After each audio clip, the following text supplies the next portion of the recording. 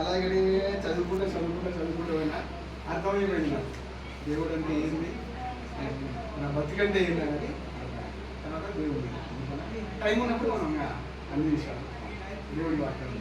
ఇది మాత్రం ఒకటి నిజం, మన యేసుప్రభు గొల్లలోకి కనపడినాడు ఫస్ట్ ఉన్నారు, కానీ గొల్లలు గమనించండి.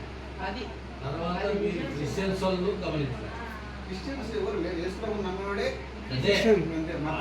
ఫస్ట్ వాళ్ళే గమనించారు. నా పేరు మార్చుకోలేదు, ఆయన పుట్టిందే గొర్రెలు, పొలం మార్చుకోలేదు, పుట్టిండు. దేవుడు అని గమనించలే వాళ్ళు. ఇక్కడ నా చెల్లెలు చేసుకునేది, మన ఇక్కడ నా చెల్లెలు దగ్గర నా చెల్లెలు బిడ్డనే చేసుకునేది. లక్ష్మి చెల్లెలు బిడ్డ శ్రీరంగపురం వాళ్ళ చెల్లెలు ఉంది కదా, మల్లేష్ బిడ్డలు ఆడాలి కాదు చెల్లెలు వాళ్ళు